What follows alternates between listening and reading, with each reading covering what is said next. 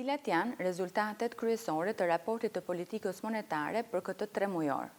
Raporti politikës monetare për tremujorin e dytë të vitit 2025 evidenton 3 konkluzione kryesore. Së pari, që është më e rëndësishme, është fakti që ekonomia shqiptare vazhdon të ketë trende pozitive zhvillimi, të shfaqura si në drejtim të ritmit të rritjes ekonomike, i cili mbetet solid, ashtu edhe në drejtim të përmirësimit të treguesve kryesor të stabilitetit makroekonomik të vendit, ku veçoj inflacionin e ulët dhe nën kontroll, nivelin e ulët dhe në rënje të borxhit publik dhe të deficitit të llogarisë korrente, dhe po ashtu treguesit në përmirësim të tregut punës. Konkluzioni i dytë është që bazuar në faktorët të cilët kanë ushqyer këto trende pozitive zhvillimi, perspektiva e zhvillimit të ekonomisë shqiptare mbetet pozitive edhe në horizontin afatmesëm. Pra edhe për 2-3 vitet e ardhshme, projekcionet tona sugjerojnë që ekonomia shqiptare do të vazhdojë të rritet, punësimi dhe paga do të vazhdojnë të vinë në rritje, ndërkohë që inflacioni do të mbetet pranë objektivit ton 3%. Dhe lidhur me këto, dhe një faktor kryesor që ka motivuar këtë tablo pozitive zhvillimi, është fakti që qëndrimi i politikës monetare ka qenë dhe mbetet korrekt. Pra niveli i normës bazë të interesit ka mundësuar si kontrollin e inflacionit, kam parasysh faktin që u përballëm me një goditje jo të vogël nga ambienti huaj pas luftës të agresionit të Rusisë në Ukrainë, por ajo që ka rëndësi për te kontrollit të inflacionit është fakti që kjo ka ardhur pa dëmtuar perspektivën e zhvillimit të ekonomisë shqiptare dhe treguesit e stabilitetit financiar të vendit. Pra këto 3 konkluzione kryesore evidentojnë qartë dhe drejt në raportin e politikës monetare. Si e shikon Banka e Shqipërisë gjendjen e ekonomisë shqiptare dhe cili është parashikimi për të ardhmen? Gjendja e ekonomisë shqiptare vlerësohet solide, siç e thash, ritmi i rritjes ekonomike për vitin 2024 qëndroi në nivelin 4%, i ushqyer në një masë të madhe nga zgjerimi i konsumit familjar dhe investimeve të përgjithshme në ekonomi, përfshi sektorin publik dhe sektorin privat, që me vend të theksoj që kjo zgjerim i kërkesës të brendshme pasqyron si bilancet të shëndosha financiare të ekonomisë shqiptare, ashtu edhe kushtet e favorshme të financimit, që do të thotë niveli i normave të interesit dhe kushtet e përgjithshme të kreditimit kanë favorizuar një rritje të shpejtë të kredisë, e cila ka mbështetur zgjerimin e konsumit dhe të investimeve. Po ashtu dhe pa që rëndësishme është fakti që besimi i biznesit dhe i konsumatorit për të ardhmen vijon të mbetet në territor pozitiv, që do të thotë që perceptimi i tyre për të ardhmen është i tillë që i lejon ato ose i nxit këto 2 kategori të rëndësishme të ekonomisë shqiptare të zgjerojnë shpenzimet e tyre agregate.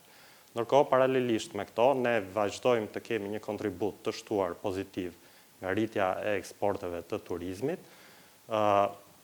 Siç dihet, vendi Shqipëria tashmë është ndëruar në një destinacion të rëndësishëm turistik, dhe ky profil kërkese agregate ose profil shpenzimesh në ekonomi është pasqyruar në themi zgjerim të aktivitetit, kryesisht të sektorit të shërbimit dhe të ndërtimeve. Ndërkohë që sektori i industrisë dhe i bujqësisë, sikurse e kemi evidentuar, vazhdojnë të kenë një ecuri më të ngadaltë, sepse kanë probleme specifike të zhvillimit të tyre. Nga ana tjetër, zgjerimi i shpenzimeve në ekonomi ka bërë të mundur rritjen e punësimit dhe të pagave, theksoj që pagat në sektorin privat gjatë vitit 2024 u rritën me afërsisht 8.6% në nivel mesatar, shka ka qenë një mbështetje e fuqishme për rritjen e shpenzimeve të familjeve shqiptare, por çka nga ana tjetër është edhe premis për rritje të kostove të prodhimit të biznesit, që do të thotë potencialisht edhe rritje të çmimit të konsumeve në ekonomi.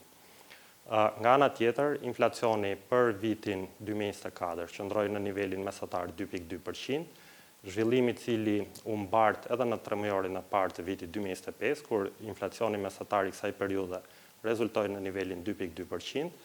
me një kërcim të lehtë në muajin prill të vitit 2025. Të gjithë këto zhvillime kanë qenë në linjë me pritjet e Bankës së Shqipërisë, pra nuk kemi pasur surpriza në drejtim të informacionit ekonomik që kemi marrë. Informacioni indirekt që kemi për vitin 2025 sugjeron që ekonomia shqiptare ka vjuar të rritet dhe kjo evidentohet nga një sër treguesish, qoftë treguesit monetar, zgjerimi i kreditimit, qoftë treguesit fiskal zgjerimi i të ardhurave publike, por po ashtu edhe informacioni indirekt nga niveli i importit dhe i eksporteve që sugjeron një konsum në rritje në ekonominë shqiptare. Pra në tërësi, gjendja ekonomike e vendit paraqitet e shëndetshme me një kah pozitiv zhvillimi dhe ky është një sinjal inkurajues për perspektivat në të ardhmen. Meqense më pyetët edhe për parashikime, dëshiroj të theksoj që përditësimi i parashikimeve në këtë raund konfirmon pritjet tona të mëparshme në horizontin e 2-3 viteve të ardhshme. Ne presim që ekonomia shqiptare të rritet afërsisht në linjë me potencialin e saj të rritjes ekonomike, që vlerësohet aktualisht në nivelin 3.5-4%, dhe ky zhvillim i ekuilibruar midis kërkesës dhe ofertës agregate në ekonomi do të mundsoj që inflacioni të kthehet gradualisht në objektivin ton 3%, dhe të qëndroj aty në horizontin afatmesëm.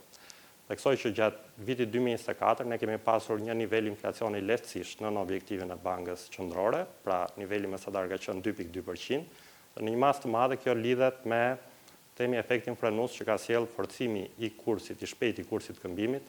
gjatë vitit 2024. Për vitin 2025, e në vazhdim, parsisht problematikave që ka parashikimi i kursit këmbimit, ne presim një ecuri më të balancuar të këtij treguesi në raport me zhvillimet që janë vënë re 2 vitet e fundit, që do të thotë që edhe efekti frenues në inflacion që kemi pasur në vitin 2023 dhe 2024 nuk do të jetë më kaq i fortë në të ardhmen. Ndërkohë dëshiroj të evidentoj diçka pozitive edhe në lidhje me zhvillimet monetare. Fakti është që kreditimi për ekonominë shqiptare vazhdon të shfaq ritme të shpejta. Kredia për sektorin privat është rritur në nivelin 16.7% në nivel vjetor, që ka përbën një tregues mjaft pozitiv për mbështetjen e zhvillimit ekonomik të vendit. Pozitiv është fakti që në terma të shpërndarjes të portofolit kredis, pjesa më e madhe saj vazhdon të ushqejë investimet e biznesit. Kredia për investime është rritur pranë nivelit 18%, dhe në terma të shpërndarjes sektoriale, kjo kredi ka mbështetur më shumë zhvillimin e sektorit të shërbimeve me profil të theksuar në industrinë e turizmit, dhe po ashtu ka vërejmë edhe një rritje relativisht të shpejtë në nivelin 20-22% të kredis për sektorin e industrisë, çka është një sinjal pozitiv për ristrukturimet dhe rritjen e produktivitetit që po ndodh në këtë sektor. Pse vendosi Banka e Shqipërisë të mbajë të pandryshuar normën bazë të interesit? Ky vendim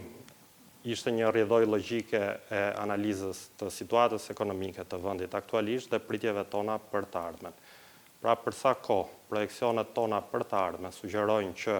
ekonomia do të ketë një zhvillim të balancuar në terma të kërkesës dhe ofertës agregate, dhe për sa kohë po ashtu ne presim që inflacioni të kthehet gradualisht në objektiv me këtë nivel aktual të normave të interesit që ne kemi tani, u gjykua e nevojshme dhe arsyeshme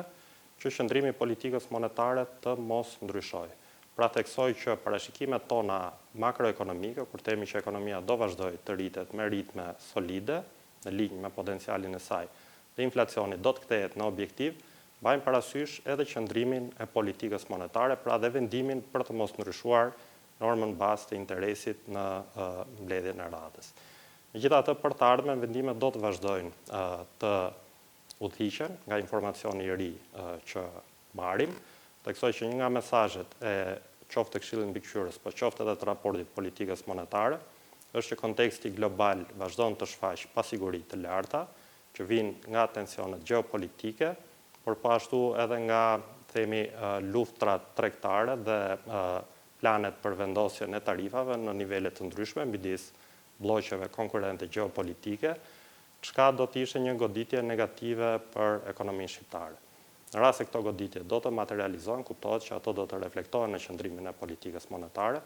por për momentin ne mbajtëm të pandryshuar këtë qëndrim, duke gjykuar që është opsioni më i mirë për të garantuar zhvillimin e vendit dhe ruajtjen e stabilitetit makroekonomik. Si vlerësoni rezultatet e deritanishme të politikës monetare të Bankës së Shqipërisë? Rezultatet kanë qenë mjaft të mira. thash, reagimi i shpejt në kahun e dur dhe në nivelin e dur gjatë vitit 2022-2023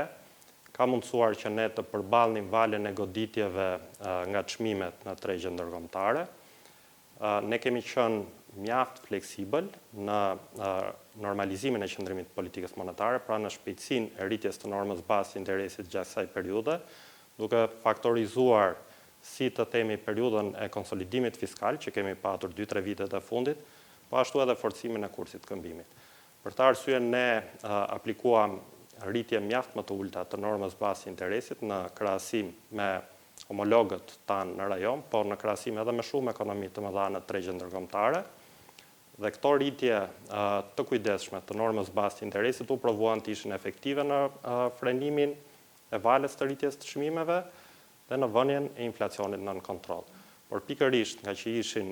të kujdesshme dhe të moderuara në raport me partnerët tanë në rajon,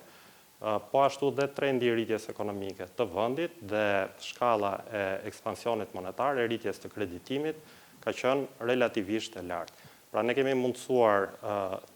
për ekonominë shqiptare qoftë ruajtjen e stabilitetit ekonomik, qoftë edhe kontrollin e inflacionit dhe ruajtjen e treguesve të stabilitetit